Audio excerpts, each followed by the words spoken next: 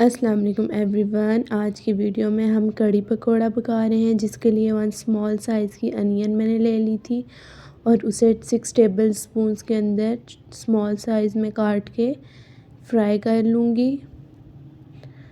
आपने प्याज को ज़्यादा ब्राउन नहीं करना, लाइट गोल्डन रखना है। हल्की आंच पे ही जल्दी से फ्राई हो जाएगा। तकरीबन 2 मिनट में ये कुछ इस तरह से हो गया था।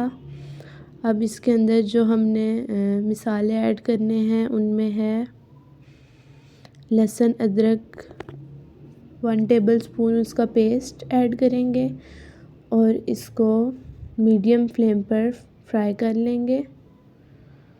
इसके बाद इसके अंदर मैंने ज़र्दे का रंग ऐड किया था, पानी में घोल लिया था बोतल में डालकर। आप इसमें ऐसे ऐड कर लें। ज़र्दे का रंग अगर हम इसमें डालेंगे तो उससे कड़ी का रंग बहुत अच्छा आएगा। इसको अच्छे से मिक्स कर लें और इस पॉइंट पे इसमें हम मसाले ऐड करेंगे, जिसमें मैंने लिया है 1 चम्मच नमक। नमक आप अपने टेस्ट के मुताबिक रख सकते हैं। आधी चम्मच मैंने कुटी हुई लाल मिर्च ली है। थोड़ा सा ज़ीरा ऐड किया है इसमें मैंने और थोड़ा सा अजवाइन डाल लें इसमें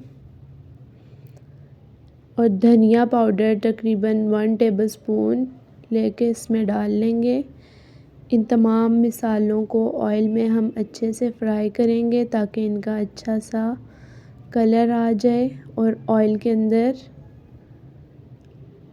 इनका टेस्ट भी बहुत अच्छा आएगा। अगर आप इसमें ऑयल में इन तमाम मसालों को फ्राई करेंगे तो आंच आपने मीडियम रखनी है ताकि ये तमाम मसाले जल ना जाएं। इसके साथ साथ मैंने 1 किलो लस्सी ली है। थोड़े से दही की लस्सी बना लीजिए, या आपके पास लस्सी है तो वो भी चल जाएगी। उसके अंदर तकरीबन ये 1 स्मॉल बाउल जो है बेसन ऐड कर दिया है। इसे हम अच्छे से ग्राइंड कर लेंगे। आप मिक्स भी कर सकते हैं, लेकिन अगर ग्राइंड कर लेंगे तो इसमें गिल्टियाँ नहीं बनेंगी। ये देखें जी, तकरीबन 1 केजी ये हमारे पास लस्सी है। ये हम इसमें ऐड कर देंगे, मसाले में ऐड कर देंगे। ज़र्दे का रंग जो हमने ऐड किया था उसकी वजह से कड़ी का कलर बहुत अच्छा आएगा। आप इसे ज़रूर ट्राई कीजिएगा ऐसे। इसे मिक्स कर लेंगे हम। आमतौर पर इसमें हल्दी डाली जाती है जिसकी वजह से कलर आता है, लेकिन अगर आप ज़र्दे का रंग ऐड करेंगे तो बहुत अच्छा सा कलर आ जाएगा। इसको हमने उबलने के लिए रख देना है। तकरीबन 1-1.5 घंटे में ये अच्छे से उबलेगी और तैयार हो जाएगी। यहाँ पर हमने पकोड़ों का मेज़ा तैयार कर लिया था, जिसमें धनिया, आलू और प्याज स्मॉल साइज़ के कट कर लिए थे और इसके अंदर बेसन, नमक, काली मिर्च और सुरख मिर्च पाउडर और धनिया डालकर पानी से हमने अच्छे से इसे कर लेना है। चलें जी, तकरीबन 5 मिनट में इसमें अच्छे से बॉयल आ चुका है। अब हम आंच बिल्कुल हल्की कर देंगे और कड़ी को अच्छे तरह से पकने देंगे।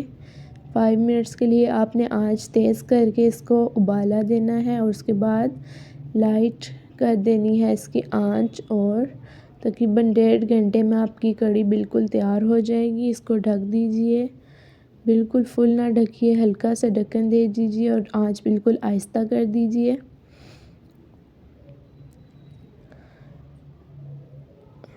पकोड़ों के आमेज़े को पानी डालकर मिक्स कर लीजिए और इन्हें फ्राई कर लीजिए।